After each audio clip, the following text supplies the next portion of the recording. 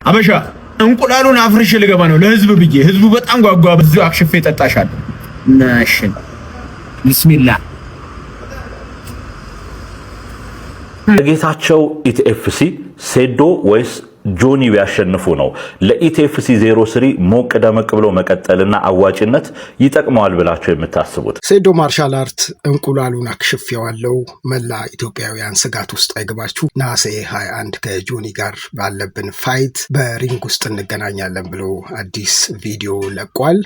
ይሄ እንግዲህ ከሰሞኑ ውዥንብር ጋር በተያያዘ ትንሽ እፎይታ የሚፈጥር ነው። ያው በርካቶች በእርግጥ የሴዶ ማርሻል አርት አልወዳደርም ድግም ተሰርቶብኛል የሚለው ቪዲዮ ለውድድሩ የበለጠ ሞቅታ ለመፍጠርና ትኩረት ለመሳብ እንደሆነ ግምት ሰጥተዋል። ግን ብዙዎች ደግሞ በጣም ስሜታዊ ሆነው ትኬት የቆረጡ ስፖርቱን በጉጉት የሚጠብቁ አዘጋጆቹም ጭምር ሀሳብ ሰጥተውበታል። ማህበራዊ ሚዲያው መነቃነቂያ ሆኗል። ሴዶ ማርሻል አርት ፈርቶ ነው እንደ ልጅ ይጫወትብናል ወይ የሚሉና ሌሎች ጉዳዮችንም ሲያነሱ ነበር። ሴዶ ማርሻል አርት አልጫወትም ባለ ማግስት ማለት ነው። እንግዲህ የማህበራዊ ሚዲያው ሙሉ ተጠለቅልቋል። የውድድር አዘጋጆቹ ነጌችም በዚህ ጉዳይ ላይ ሀሳብ ሰጥተው ነበር። እንደምታስታውሱት ትላንትና በፍጹም ሴዶ ማርሻል አርት ከጆኒ ጋር ባለበት ውድድር እርግጠኛ ሆነን እነግራቸዋለን፣ ይወዳደራል፣ ካልሆነ እንኳን ከኔ ጋር በሪንግ ውስጥ እንገናኛለን ብሎ ጌች ሀሳብ ሰጥቶ ነበር። ሴዶ ማርሻል አርት ዛሬ ብቅ ብሎ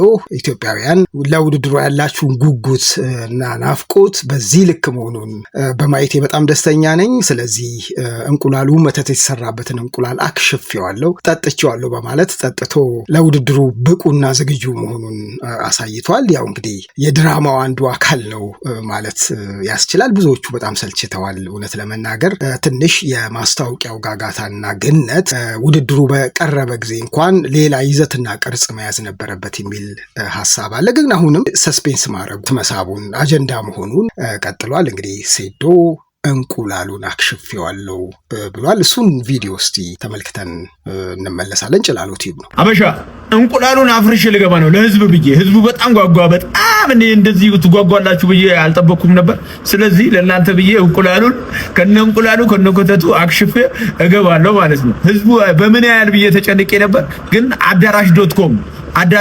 ተዘጋጅቶላችኋል። ስለዚህ በቀሉ ቀንሽ ደረሰ። እዛው አፈርሽሻለሁ። እንቁላሏም ትጠጣለች ማለት ነው። እዚሁ አክሽፌ ጠጣሻለሁ። ናሽን ቢስሚላህ ኢቲኤፍሲ 2 እንግዲህ ነሐሴ 21 በጉጉት ይጠበቃል። 11 የተለያዩ ውድድሮች አሉት። ዋና ውድድር የጆኒ እና የሴዶ የኤምኤምኤ ፋይት ይሁን እንጂ ሌሎችም ብዙ ፋይቶች እንዳሉ ነው የሚጠበቀው።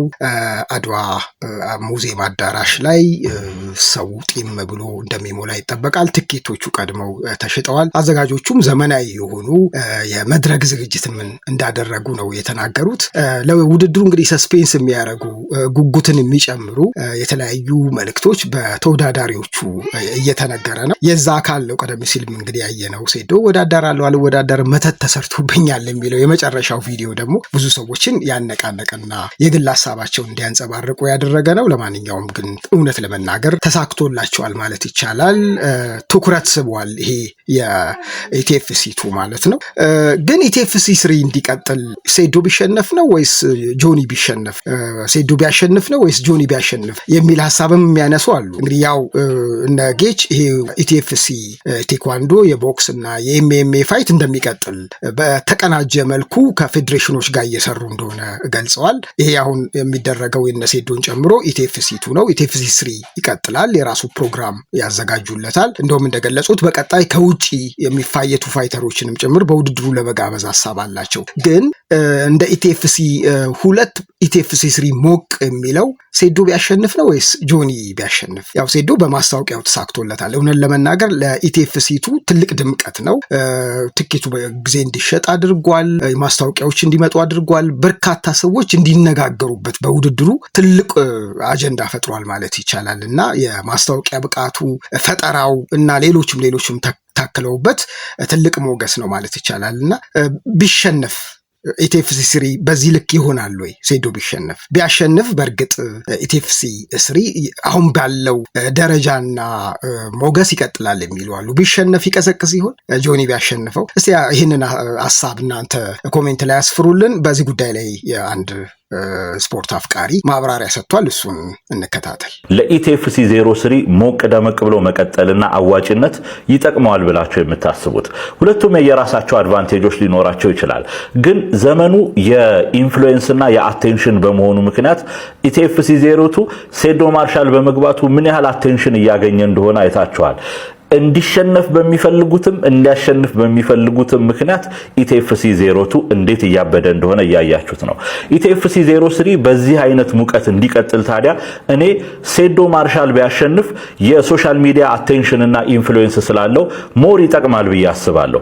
ኢቲኤፍሲ 03 ላይ የቱን አሸንፎ እዛ እንደሚሳተፍ ከታወቀ ሴዶ ማርሻል የሚሰራቸው ቪዲዮዎች በሙሉ ለኢቲኤፍሲ 03 ማስታወቂያዎች ሆነው ይቀጥላሉ ብዬ አስባለሁ። ሴዶ ማርሻል አሁንም በርካታ ጉዳዮችን እያነሳ ነው። ጆኒ እንግዲህ ምርመራ ማድረግ አለበት ብሏል ከኔ ጋር ለመወዳደር። ያው ይሄ እንግዲህ ማስታወቂያው የውድድሩን የበለጠ ትኩረት ለመስጠት ያለ መልእክት ነው። እሱንም እስቲ እናድምጥ።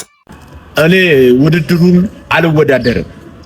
ይሄ መልእክት ለጌች አድርሱለት፣ ለጌታቸው ማለት ነው፣ ላዘጋጁ። የልጁ ጤንነት እስካልተረጋገጠ ድረስ እኔ ይሄን ውድድር አልወዳደርም ማለት ነው። ጉበቱ፣ ኩላሊቱ፣ ልቡ፣ ሳምባው ትክክለኛ ቦታ ላይ ጤነኛ እስካልሆነ ድረስ እኔ ከዚህ ልጅ ጋር አልወዳደርም ማለት ነው። ኢቲኤፍሲ 2 አድዋ ፋይት ናይት አንድ ቀን ብቻ ቀርተውታል። ከነገ በስቲያ ነሐሴ 21 በጉጉት ይጠበቃል።